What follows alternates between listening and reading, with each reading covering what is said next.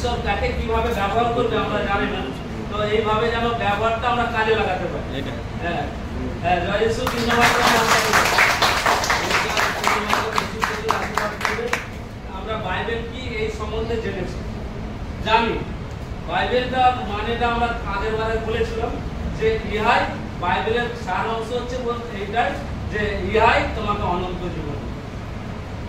এই বাইবেলের মানে হচ্ছে এই বাইবেলকে তুমি সম্মান দাও আর তার হ্যাঁ তুমি বাইবেলকে সম্মান দাও আর তাকে অনুসরণ করো। কারণ কি সম্মান দেবো কেন না, ইহাই অনন্ত জীবন। ঈশ্বরের ধন্যবাদ দিই। আচ্ছা ওই মাকে একটা দেবো, মা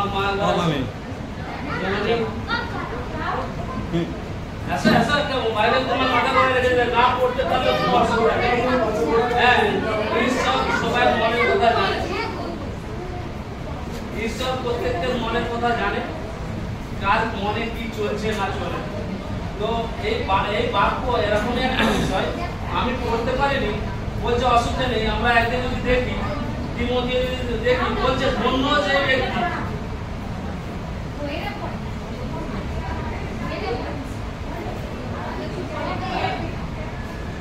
ধন্য সেই ব্যক্তি যে ঈশ্বরের বাক্য শুনে, না পড়লেও অসুবিধা নেই, যে পড়তে পারে পড়বে, তাহলে তো ঈশ্বরের আশীর্বাদ পাবে, আর যে শুনবে সেও ঈশ্বরের আশীর্বাদ পাবে। আর যদি একে আমি সেই রকম সম্মান দিই, সম্মান দিয়ে আমার কাছে রাখি, ঠিক আছে। আর তাহলে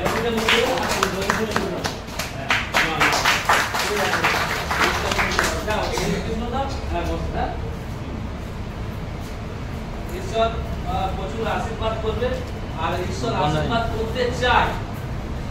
হ্যাঁ আমার বাবা তো গল্প অটোরে বসে বসে গল্প করছে, আমাদের বউ আমার মেয়েকে নিতে পারছে, নিতে গেলে কষ্ট হচ্ছে, কষ্ট হচ্ছে, সেই নিয়ে কথাটা বলবো যে একটা উদাহরণটাই, একটা কুমড়ো গাছ, একটা লতা গাছ, নরম গাছ, কিন্তু সেই গাছের কিন্তু ফল কিন্তু বড় বড়ই হয়, মানে এত বড়ই হয়, তার ক্যাপাসিটি নেই সেই কুমড়োটাকে ধরে রাখা, কিন্তু সে তো ধরে আসে একটা সরু ডালের মধ্যে দিকে একটুখানি যদি কোনো রকম ভাবে একটু মরকে গেলেই পড়ে যাবে, কিন্তু সে যত ভারী হোক না কেন তাকে ধরে রাখছে কুমড়ো গাছ। তাহলে ঈশ্বর কিভাবে তাকে সৃষ্টি করেছে, মানে যাকে যা সৃষ্টি করেছে তার ক্যাপাসিটিও দিয়েছে। আবার চিন্তা করো, বট গাছ দেখেছি, বট গাছের ছায়াতে আমরা সবাই বিশ্রাম করি, বসি, একটু ঠান্ডা হাওয়া বাতাস পাবো, কিন্তু সেই গাছের আবার ফল দেখো ছোট, তার বিরাট হাই কোয়ালিটি, তার কাছে ওই রকম কুমড়োর মতো আরো যদি বড় বড় মানে মানুষের মতো যদি ফল হয়, তার ধরে রাখার ক্ষমতা তার আছে, কিন্তু তার গাছের ফল কিন্তু ছোট। এবার তারও ঈশ্বরের পরিকল্পনা কেন ছোট যদি তুমি ভাবো, তো আমাদের কথা কি বলবো, আমি এইটাই ভাবি, যদি ফলটা যদি কুমড়োর মতোই যদি হতো, যদি আমরাই বসতাম হয়তো ভেঙে পড়ে মাথায় লাগতো, আমরা মারা যেতাম, গায়ে না গায়ে তো যাই হোক। তো এটা হচ্ছে ঈশ্বরেরই পরিকল্পনা। তো আমাদের যে যেরকম আছি সেরকম তাদের মধ্যে থেকে ঈশ্বর ঠিক তার পরিকল্পনা রেখেছে, গুণ রেখেছে ঠিক আমাদের মধ্যে হবে। তো যাই হোক, ঈশ্বরের ধন্যবাদই। হ্যাঁ, তো সুপ্রিয়দাকে ডাকি, সুপ্রিয়দা আগের বারের মধ্যে একটু গান করবে, আর দেবজানিতেও আসবে।